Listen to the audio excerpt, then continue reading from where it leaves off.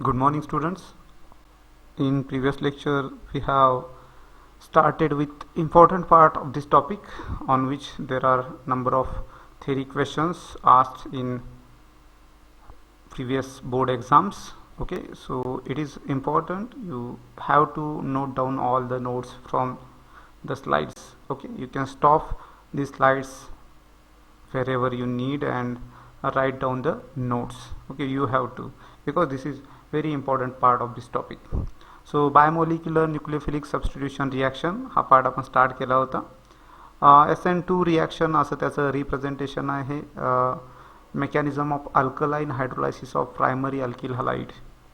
Mechanism of alkaline hydrolysis of primary alkyl halide हे त्याचं example आहे. तुम्ही लक्षात ठेवायला सांगितलं होतं. लास्ट टाइम मी बोललो होतो ए स्टँड्स फॉर सबस्टिट्यूशन. एनचं मिनिंग आहे न्यूक्लियोफिलिक, टूचं मिनिंग आहे बायोमॉलिक्युलर. तर हे त्यांचे सिम्बॉल्स आहेत. ओके, आणि SN2 जे आहे त्याला तुम्ही रीड करताय biomolecular nucleophilic substitution reaction. Reverse read करताय म्हटलं तरी चालेल, biomolecular nucleophilic substitution reaction. Okay, याच्यामध्ये मी डेफिनेशन सांगितली होती. Biomolecular nucleophilic substitution reaction is reaction in which rate of reaction म्हणजे रिॲक्शनचं जे स्पीड आहे depends on the concentration of two molecules. रिॲक्शनमध्ये दोन मॉलिक्यूल आहेत, त्यांच्या कॉन्सन्ट्रेशनवर रिॲक्शनचा रेट डिपेंड करतोय. दोज टू मॉलिक्युल्स मी मागे डिस्कस केलं आहे. मिथिल ब्रोमाइड एक्झाम्पल घेतलं आहे आपण. मिथिल ब्रोमाइड जो सबस्ट्रेट आहे म्हणजे रिॲक्टंट मॉलिक्यूल आहे, अँड न्यूक्लिओफाईल जो सबस्ट्रेटवर अटॅक करणार आहे त्याला आपण काय म्हणणार आहे, nucleophile. There are two molecules and concentration of both matter for the reaction. म्हणजे या दोघांच्यावर रिॲक्शनचा रेट डिपेंड करतोय, म्हणजे सबस्ट्रेटचं कॉन्सन्ट्रेशन ॲज वेल ॲज न्यूक्लिओफाईलचं कॉन्सन्ट्रेशन. ओके, मी बोललो वरती alkaline hydrolysis of methyl bromide with, माहिती आहे ना तुम्हाला अल्कलाइन हायड्रोलायसिसबद्दल काय बोललो होतो काल.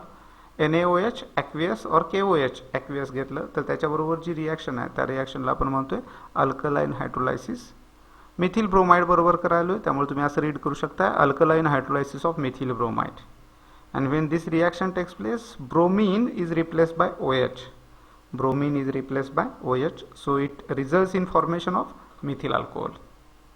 त्यामुळं अल्कलाइन हायड्रोलायसिस केलं मिथिल ब्रोमाइडचं तर आपल्याला मिथिल अल्कोहोल फॉर्मेशन होताना दिसतंय. ओके, एक्झाम्पल घ्या CH3Br plus KOH. Methyl bromide is there plus KOH. K and Br combines to form KBr as I have told you earlier. Okay, and it result in formation of CH3OH.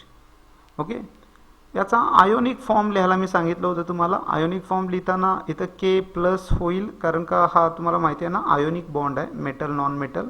So K plus OH minus K plus Br minus. इथं काय ionisation होणार नाही, कारण का हे covalent bond आहे. तुम्ही म्हणणार कसं काय, non metal non metal, non metal non metal. हा मेटल नॉन मेटल आहे, मेटल नॉन मेटल. सो इथं K plus OH minus K plus Br minus. Okay, मी हे कसं ओळखलं कळालं ना. नॉन मेटल आणि मेटलमधले बॉन्ड आयोनिक असतात. सो इथं K प्लस आणि K प्लस रिॲक्शनमध्ये ॲरोच्या अलीकडं म्हणजे रिॲक्टंटच्या साईडला आणि प्रोडक्टच्या साईडला सेम पार्ट असेल तर कॅन्सल होईल. मग इथं K प्लस आहे, इथं पण K प्लस आहे, कॅन्सल झाला तर इथं काय राहील OH मायनस, इकडं काय राहील Br minus. So this reaction in ionic form you can write likewise CH3Br plus OH minus CH3OH plus Br minus. इथं तुम्ही CH3Brचं नाव लिहिलं आहे मिथिल ब्रोमाइड. OH मायनसला मी न्यूक्लिओफाईल म्हणणार आहे कारण तो अटॅक करणार आहे, Brला रिप्लेस करणार आहे. So this one is a nucleophile and this is product methyl alcohol and this is living group. Bromine जो आहे तो लिव्हिंग ग्रुप आहे. So in this reaction there are two molecules, methyl bromide and OH minus. On both of their concentration, rate of reaction is depending. So it is a second order reaction. याला आपण काय म्हणलं होतं, second order reaction. म्हणजे kinetics हा जो part आहे केमिस्ट्रीमध्ये तो रेट लॉ किंवा रिॲक्शनचा रेट जो आहे त्याच्याशी रिलेटेड आहे. आणि रिॲक्शनचा रेट जो आहे त्याच्यामध्ये दोन कॉन्सन्ट्रेशन टर्म असतील किंवा कॉन्सन्ट्रेशन टर्मचे एक्सपोनंटची बेरीज दोन असेल तर त्याला आपण म्हणतोय सेकंड ऑर्डर रिॲक्शन. याचा अर्थ लक्षात येतोय. रेट ऑफ लॉ जो लिहिणार आहे किंवा रेट एक्सप्रेस करणार आहे आपण, रिॲक्शनचा रेट कशावर अवलंबून आहे तो एक्सप्रेस करताना एक इक्वेशन लिहितोय आपण. त्या इक्वेशनमध्ये कॉन्सन्ट्रेशन टर्म ज्या आहेत त्यांच्या घातांकांची बेरीज 2 असेल, म्हणजे एक्सपोनंटची बेरीज 2 असेल, तर त्याला काय म्हणतोय आपण, second order reaction. Thus, rate of this reaction depends on concentration of both. As earlier, I told you in previous discussion, काय म्हटलं होतं मी, rate of reaction depends upon concentration of both methyl bromide as well as nucleophile.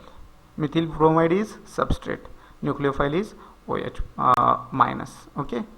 So rate law लिहितोय, हे equation आहे, या इक्वेशनलाच मी rate law म्हणतोय. रिॲक्शनसाठी लिहिलेलं equation, R means rate of the reaction is directly proportional to concentration of methyl bromide, concentration of OH minus. तुम्ही म्हणाल sir हे असं कसं काय लिहिलात?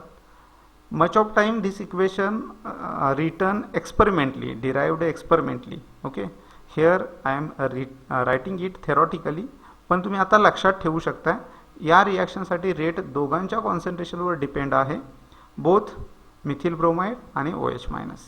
ओके, तर हेच इक्वेशन असं पण लिहिता येईल, rate is equal to K into concentration of CH3Br into concentration of OH minus.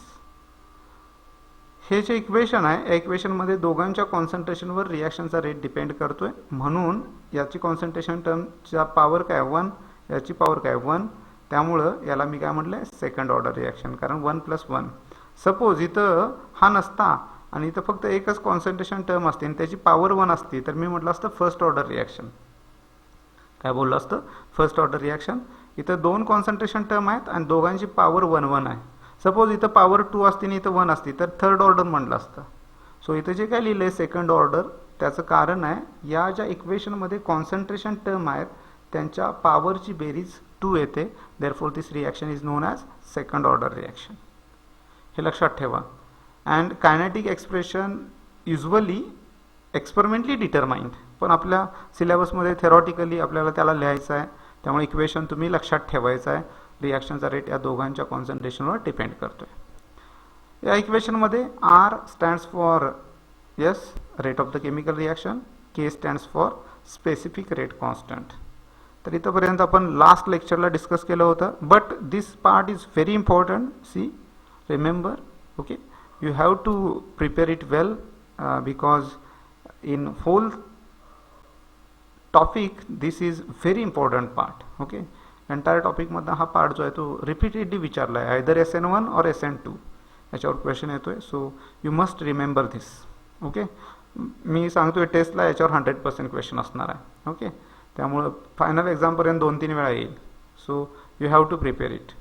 Mechanism, reaction exactly कशी होते, किती स्टेपमध्ये होते, ते मेकॅनिझममध्ये डिस्कस करणार आहे आपण. So in mechanism we are going to discuss how this reaction actually takes place in how many steps, and if there is 2 or 3 steps how they proceed. म्हणजे पहिली स्टेप काय, दुसरी स्टेप काय. ॲक्च्युली 1 स्टेप रिॲक्शन आहे, it is a 1 step reaction. So this mechanism is 1 step reaction in which breaking of CBr म्हणजे carbon आणि Br चा bond, इथे मिथिल ब्रोमाइडमध्ये कार्बन आणि Br चा बॉन्ड जो आहे तो बॉन्ड ब्रेकिंग अँड COH, म्हणजे इथं तुम्हाला माहिती आहे Br चा बॉन्ड ब्रेक होऊन OH चा बॉन्ड फॉर्म होणार आहे. COH bond formation takes place simultaneously. So it is very interesting thing. This reaction takes place in 1 step only. In this reaction, breaking of CBr bond and formation of COH bond C takes place simultaneously. Okay, so it is a 1 step reaction. कसली reaction आहे, 1 step reaction आहे. This reaction, in this reaction important part is backside attack. What is important? Backside attack. इथं backside attack होतोय, nucleophile बॅकसाइडनं attack करतोय. म्हणजे Br suppose living group आहे, तो इकडून चाललाय असा राईट हँड साईडनं, तर OH मायनस बॅक साईडनं अटॅक करेल. Because Br carries minus charge, OH carries minus charge, so there will be repulsion. So same साईडनं OH अटॅक करू शकत नाही. Br इकडून निघून चालला आहे तर इकडूनच OH अटॅक करू शकत नाही. So OH attacks from opposite side. OH attacks from opposite side and this attack is known as backside attack. This attack is known as backside attack. So you can write the nucleophile OH minus attack on carbon of methyl bromide OH minus कुणावर attack करणार आहे, carbon of methyl bromide in opposite side, in an opposite side of Br, in an opposite side of Br due to repulsion between nucleophile that is Br minus repulsion आहे त्याच्यामध्ये and OH minus, दोघांच्यामध्ये repulsion आहे because both carries minus charge and form transition state. कुठली reaction जेव्हा होते ना तेव्हा रिॲक्टंटचं conversion प्रोडक्टमध्ये होण्यापूर्वी एक स्टेट तयार होते, त्याला ट्रान्झिशन स्टेट म्हणतोय. आपण डिस्कस करणार आहे या लेक्चरमध्ये ट्रान्झिशन स्टेट काय आहे. सो Br मायनसच्या अपोजिट साईडनं OH मायनस अटॅक करतोय आणि ट्रान्झिशन स्टेट फॉर्म होते. This attack from opposite side is known as backside attack. हा जो अटॅक आहे from opposite side is known as backside attack. What is transition state? You have to explain this point also. Backside attack तुम्ही सांगितला, बॅकसाइडनं attack झाला कारण Br minus negative होता, OH minus negative होता. So there is a repulsion between them. So OH minus approached from opposite side. Okay, opposite साइडनं attack झाला आणि त्यामुळे त्याला तुम्ही बॅकसाइड अटॅक म्हणला. In transition state what happens? मी तुम्हाला बोललो की Brचा बॉन्ड ब्रेकिंग आणि OHचं बॉन्ड फॉर्मेशन सायमल्टेनियसली होत आहे. याचा अर्थ अर्धा बॉन्ड Brचा ब्रेक झाला तर OHचा अर्धा बॉन्ड काय होणार, तयार होणार. सो हे दोघे पण Br minus and OH minus, these both are partially bonded to carbon. म्हणजे रिॲक्शनच्या दरम्यान कधीतरी अशी वेळ येणार आहे की both are bonded to carbon. Okay, both are bonded to carbon partially. कारण का याच्याकडे लोन पेअर आहे, हा बॉन्ड ब्रेक करायला इकडे घेऊन चाललाय आणि हा तिकडे बॉन्ड तयार करायला लागलाय. सो अर्धा बॉन्ड ब्रेक झालाय Brचा, अर्धा बॉन्ड फॉर्म झालाय कुणाचा, OHचा, कार्बन बरोबर. So they are partially bonded to carbon atom but on opposite side. मी बोललो ना मगाशी, कारण अपोजिट साइडनंच अटॅक होईल कारण Br मायनस आणि OH minus similar charge carry करतात with partial negative charges but not equal to them, equal on them.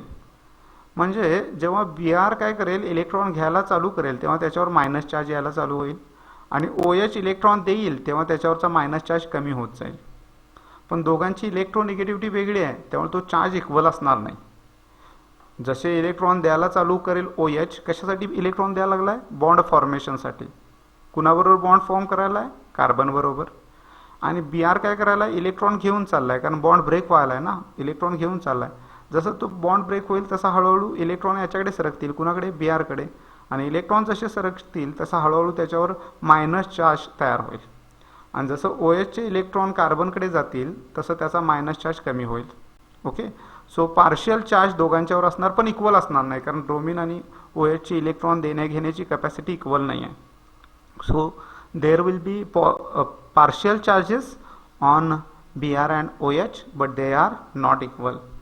दस transition स्टेटमध्ये काय तुम्ही इमॅजिन करून बघा, ट्रान्झिशन स्टेटमध्ये काय होईल. कार्बन असेल आणि कार्बनला 3 हायड्रोजन जोडलेले असणार कारण मिथिल ब्रोमाइडमध्ये मिथिल ग्रुप आहे, कार्बनवर 3 हायड्रोजन असणार. एक Br अर्धवट जोडलेला असणार म्हणजे ज्याला तुम्ही पार्शियल बॉन्ड म्हणलाय आणि एक OH will be partially bonded. So total 5 groups will be attach to carbon. कार्बनची व्हॅलन्सी जनरली किती आहे, 4 आहे. कार्बन नॉर्मली टेट्राव्हॅलंट आहे, तुम्हाला माहिती आहे. युजली तो 4 बॉन्ड फॉर्म करतोय पण इथं 5 ग्रुप्स त्याला जोडलेले असणार आहेत. आणि ते 5 ग्रुप्स कोण, मिथिलवरचे 3 हायड्रोजन, OH अटॅच होतोय म्हटलं आणि Br अजून बॉन्ड पूर्ण ब्रेक झाला नाही त्यामुळे Br पण पार्शियली आणि OH पण पार्शियली बॉन्डेड असणार. So carbon is attach to 5 groups. Okay, hence has maximum energy असणार आहे. का, 5 ग्रुप अटॅच झाले की 5 ग्रुपचा न्यूक्लियस जो आहे, न्यूक्लियस ओला पण न्यूक्लियस असणार, कार्बनला न्यूक्लियस असणार, Brला न्यूक्लियस आहे, सगळे ॲटम जे आहेत त्यांचे न्यूक्लियस आहेत. न्यूक्लियस कॅरीज पॉझिटिव्ह चार्ज, त्यांचे इलेक्ट्रॉन जे आहेत त्यांच्यावर निगेटिव्ह चार्ज आहे. सो हे सगळे एकत्र आले त्यामुळे त्यांच्यामध्ये रिपल्शन आलं आणि रिपल्शन आलं की एनर्जी वाढणार. सो हे 5 ग्रुप्स अटॅच झाल्यामुळं एनर्जी वाढेल. Hence it has maximum energy. आणि एनर्जी मॅक्झिमम असेल तर तो सबस्टन्स केमिस्ट्रीमध्ये अनस्टेबल असतोय. केमिस्ट्रीचा सगळ्यात इम्पॉर्टंट रूल जो आहे तो आहे हायर एनर्जी लेस स्टॅबिलिटी. त्यामुळे हायर एनर्जी आहे म्हणजे सबस्टन्स जो आहे तो हायली अनस्टेबल असणार. And therefore this transition state or activated complex can not be isolated. म्हणजे ही जी स्टेट असणार आहे, कुठली स्टेट, ज्याच्यामध्ये कार्बन 5 ग्रुपला जोडलेलं असणार आहे, ती जी स्टेट असणार आहे ती एकदम मॅक्झिमम एनर्जी असलेली स्टेट असणार आहे आणि ती अनस्टेबल असणार आहे. त्यामुळे जर तुम्ही विचार केला की लॅबमध्ये असा मॉलिक्यूल तयार करूया, तर तसा मॉलिक्यूल तुम्ही आयसोलेट करू शकत नाही. का बरं? कारण का हायेस्ट एनर्जी असल्यामुळे तो मॉलिक्यूल जो आहे ती स्पेसिस जे आहे, मॉलिक्यूल म्हणू शकत नाही मी त्याला, कारण तो अनस्टेबल आहे ना. त्यामुळे तो जो मॉलिक्यूल आहे, स्पेसिस आहे, ते अनस्टेबल असल्यामुळे तो मॉलिक्यूल तुम्ही आयसोलेट नाही करू शकत. ओके, लक्षात आलं? Therefore transition state or activated complex can not be isolated. हे लक्षात आलं? बीआरचा बॉन्ड पार्शियली ब्रेक झाला, ओएचचा बॉन्ड पार्शियली तयार झाला, त्यामुळे कार्बनला 5-5 ग्रुप जोडलेले आहेत. And carbon has that molecule, that species has highest energy, maximum energy, and molecule is unstable, therefore it cannot be isolated, and that state is known as transition state. त्या स्टेटला आपण काय म्हणतोय? Transition state. Formation of product. मग product तयार होणार, कारण reactant पासून काय तयार झाली? Transition state. आता बीआरचा बॉन्ड पूर्ण ब्रेक होणार, ओएचचा पूर्ण तयार होणार, कारण मी सांगितलं याचं बॉन्ड ब्रेकिंग चालू आहे, याचं फॉर्मेशन चालू आहे. याचा बॉन्ड पूर्ण तयार झाला त्यावेळी याचा बॉन्ड ब्रेक होईल. After transition state weak bond सीबीआरचा जो वीक झालेला बॉन्ड आहे breaks completely and new strong bond between COH form simultaneously. म्हणजे ट्रान्झिशन स्टेटमध्ये जो बॉन्ड आहे सीबीआरचा तो ब्रेक होईल आणि COHचा स्ट्रॉंग बॉन्ड फॉर्म होईल, सायमल्टेनियसली होईल, अँड गिव्ह स्टेबल प्रोडक्ट. त्यामुळं प्रोडक्ट तयार होईल and product will be methyl alcohol. Product will be methyl alcohol. म्हणजे बीआरचा बॉन्ड ब्रेक झाला, त्यामुळे बीआर गेला निघून तिथून.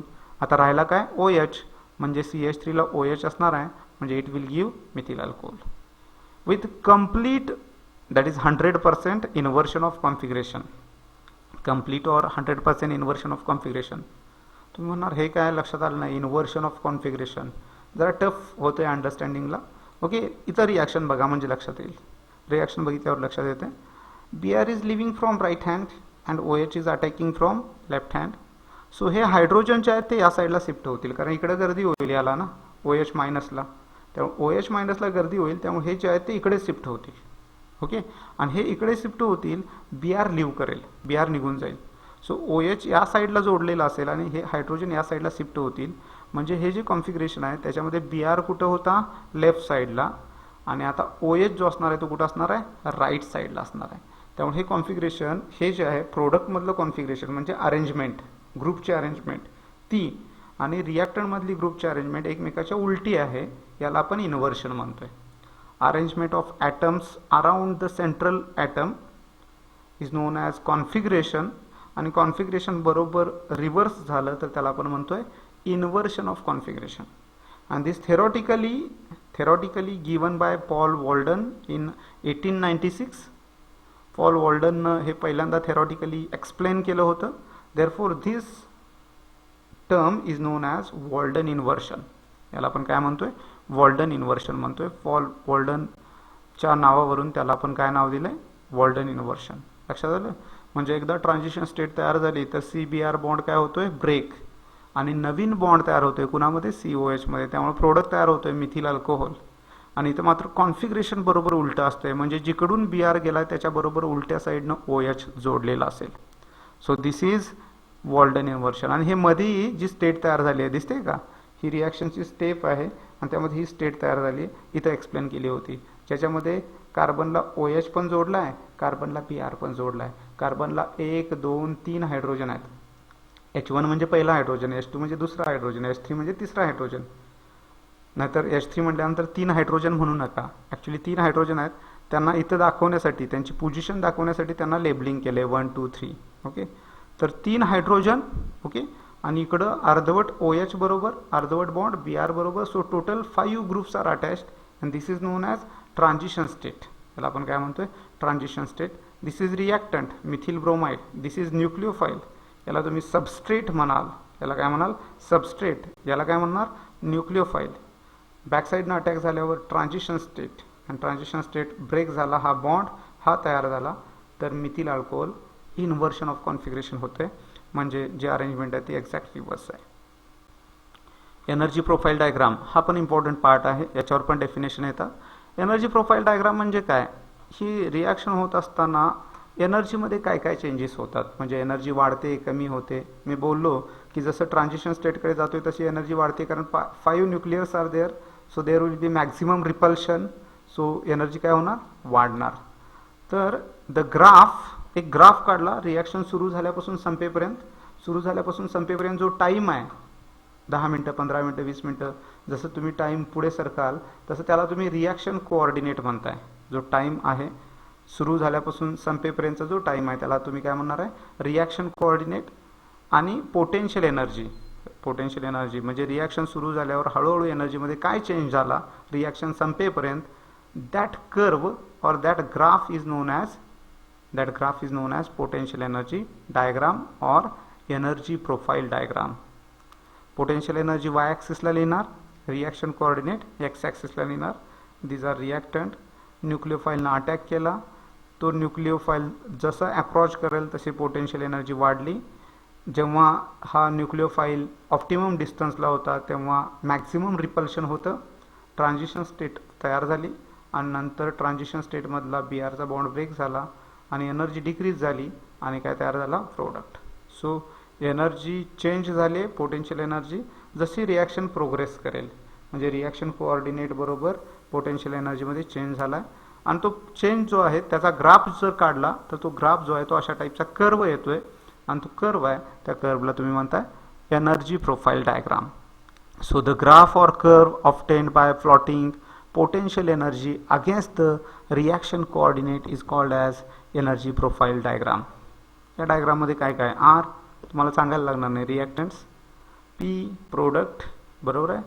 इथं टी एस माहिती आहे तुम्हाला, ट्रान्झिशन स्टेट. त्यानंतर डेल ई ए सी टी, इथं लक्षात आहे ना, डेल ई ए सी टी म्हणजे काय, रिॲक्टंट आणि ट्रान्झिशन स्टेट यांच्यामध्ये जो एनर्जीचा गॅप आहे, एनर्जीचा डिफरन्स आहे पोटेन्शियल एनर्जीचा, तो जो डिफरन्स आहे त्या डिफरन्सला तुम्ही म्हणताय डेल ई ए आणि याला म्हणतात ॲक्टिवेशन एनर्जी.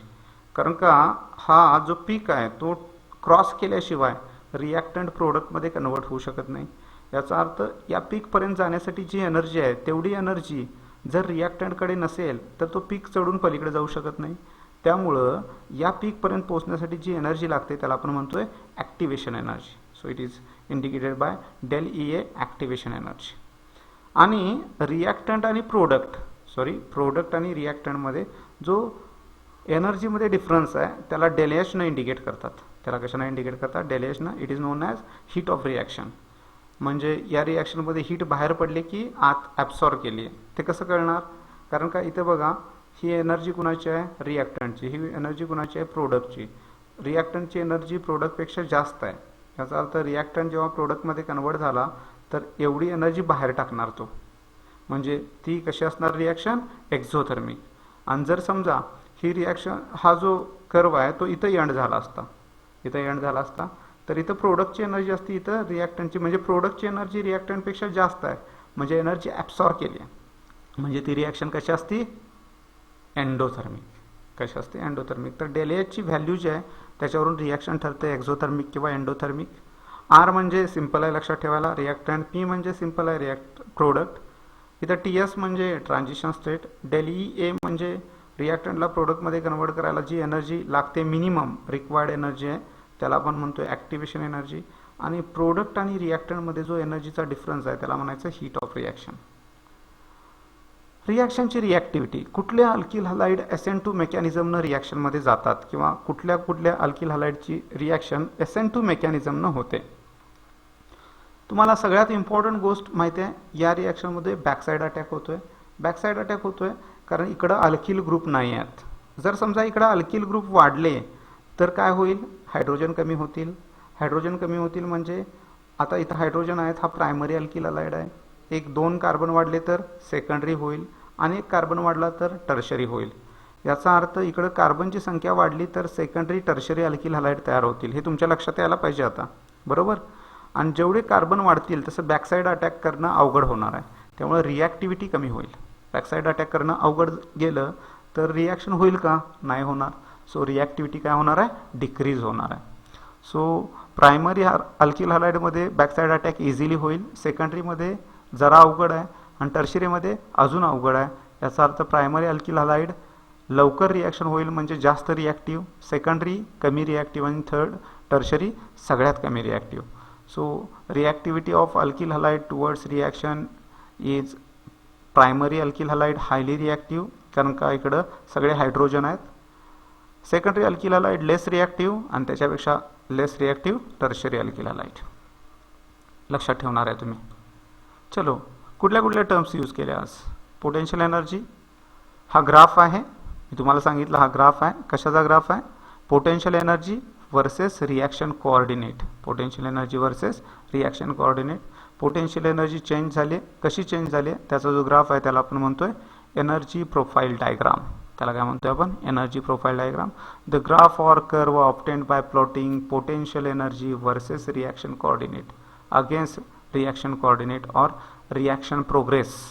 रिॲक्शन प्रोग्रेस पण म्हणू शकताय. Is called as energy profile diagram. अगोदर पण बोललो होतो आपण. Transition state highest energy content. The maximum energy content state that shows a reactant as well as product. The maximum energy content state and shows reactant and product is called as transition state. Every reactant ला product मध्ये convert होण्यासाठी कशातून pass व्हावं लागते? transition state मधून. Every reactant must pass through transition state before converted into product. मगाशी हे पण बोललो होतो मी. मॅक्सिमम एनर्जी कंटेंट असलेली जी स्टेट आहे त्याला आपण म्हणतोय ट्रान्झिशन स्टेट. आणि प्रत्येक रिॲक्टंटला प्रोडक्टमध्ये कन्वर्ट होण्यापूर्वी ट्रान्झिशन स्टेटमधून पास व्हायला लागते. आणि ट्रान्झिशन स्टेट अनस्टेबल असल्यामुळे आयसोलेट करता येत नाही. Transition state being unstable, highly unstable, it can not be isolated. Activation energy or energy of activation. Okay, del E, काही वेळा डेल ई ए, काही वेळा del E A S A C T. Okay, you can use any symbol. Simply it can be represented by del E. The amount of energy required for reactant to convert into transition state. मगाशीच बोललो, रिॲक्टंटला transition स्टेटमध्ये convert होण्यासाठी जेवढी energy लागते त्या एनर्जीला आपण म्हणतोय ॲक्टिवेशन एनर्जी. किंवा difference between potential energy of transition state and potential energy of reactant. रिॲक्टंटची पोटेन्शियल एनर्जी आणि ट्रान्झिशन स्टेटचे पोटेन्शियल एनर्जी यांच्यामध्ये जो डिफरन्स आहे त्या डिफरन्सला आपण म्हणतोय energy of activation. Heat of reaction मगाशीच बोललो. Difference between potential energy of reactant and product. Difference between potential energy of product and reactant is called as heat of reaction. मगाशीच बोललो ना, हा difference कशामधला difference? Potential energy of reactant and potential energy of product मधला जो difference आहे त्याला तुम्ही बोलताय इंथॅल्पी और heat of reaction. Simple symbol आहे डेल एच. जर डेल एच निगेटिव्ह असेल, डेल एच कधी निगेटिव्ह असेल? ही व्हॅल्यू कमी आहे, ही व्हॅल्यू जास्त आहे, तर तेवढी हीट बाहेर पडणार म्हणजे रिॲक्शन एक्झोथर्मिक असेल.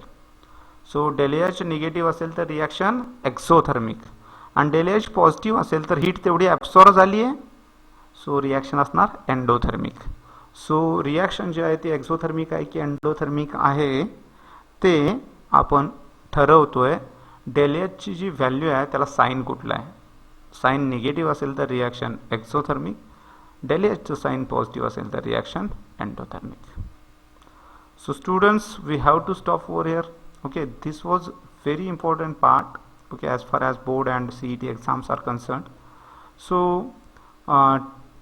do it well, okay, and write down entire notes in homework.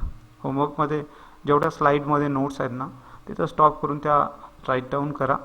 Okay, मी तुम्हाला PDF सेंड करणार आहे. Okay, but still write down because this is important part. Okay, and it can be asked in board as well as CET exam. So we'll stop over here and thank you. Good day. We'll meet tomorrow.